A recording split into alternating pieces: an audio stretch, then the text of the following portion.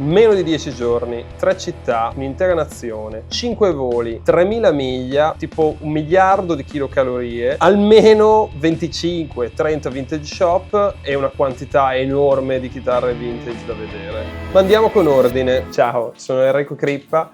Sono un liutaio, sono specializzato nella costruzione, nella riparazione e nel restauro di strumenti vintage. Sono appena tornato da un viaggio di lavoro, Los Angeles, Nashville e New York. Ho avuto l'opportunità di testare, controllare, esaminare e suonare alcuni tra gli strumenti più incredibili che io abbia mai visto. Ed è per questo che ho deciso di provare a filmare tutto e portarvi anche voi in questo viaggio.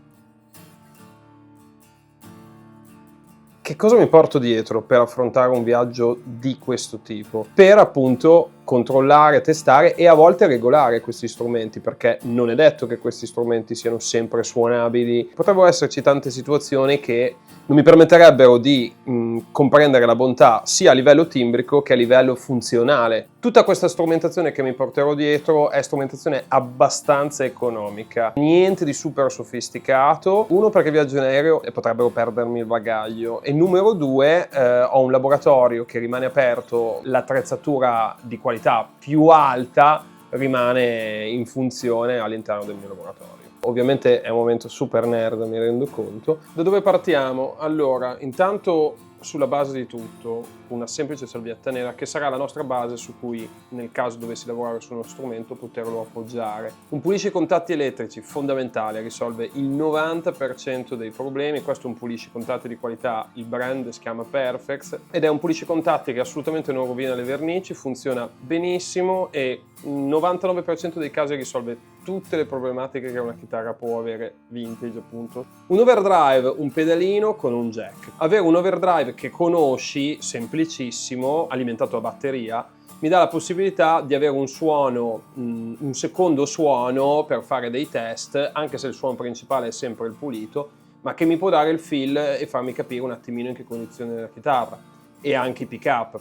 Un panno in microfibra, perché chi lo può sapere, magari suoni uno strumento vintage, fuori c'è caldo, hai il braccio, appoggi sulla vernice, insomma dargli un colpo dopo averlo suonato è sempre buona educazione, o magari prima nel caso sia stato mantenuto male. Un piccolo neckrest che non è nient'altro che un mattoncino di quelli che utilizzano per lo yoga sostanzialmente, che ho semplicemente tagliato per ridurne le dimensioni per poterlo trasportare più comodamente. Un fret rocker, che è un attrezzo di StewMac che mi serve semplicemente per poter controllare i tasti 3 a 3. Se avessi dei dubbi riguardo la tastatura o una ritastatura fatta, per dire, o le condizioni dei tasti, mi potrebbe aiutare a sostenere le mie tesi. Ho portato 2 righelli perché per me il righello è fondamentale per capire le misure di uno strumento. Andando in America c'è un sistema metrico diverso, appunto. Ho portato una card della D'Addario con tutte le misure che porterò direttamente nel mio portafoglio, e invece un righello giapponese, che è un righello che utilizzo da una vita,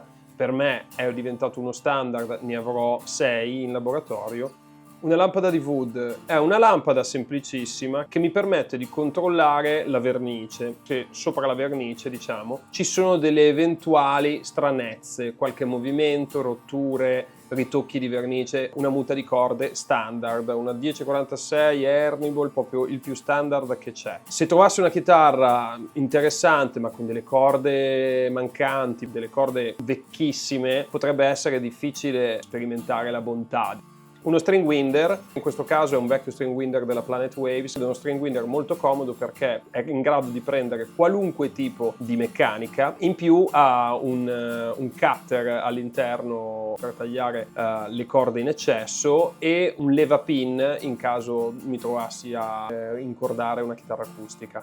Un cacciavite a taglio, che è fondamentale, io do sempre importanza alla misura dei cacciaviti. Un accordatore Korg super economico che utilizzo da tantissimi anni ed è estremamente preciso, comodo e pratico, ed è a batteria. Un stringidado, diciamo, che è una chiave multifunzione molto comoda perché mi permette di stringere gli switch, le chiavi, i dadi dei jack, i dadi delle meccaniche. È una chiave in polifunzione che era stata pensata dalla ISP per poterla inserire all'interno di una custodia semplicemente, e il musicista la potrebbe utilizzare in caso di necessità.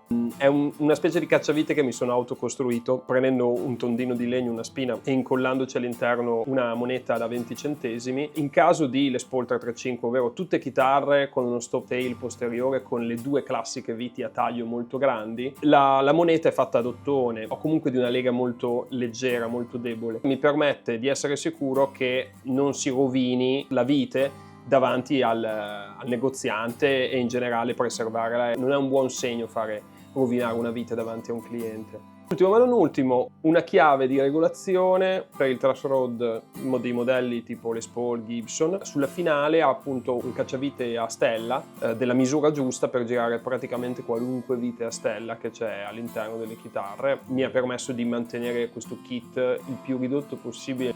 Tutto questo materiale viaggerà con me, prenderà un aereo e la prima tappa è lei. Se vi può interessare questo tipo di contenuti, seguitemi che vi porto un po' in giro.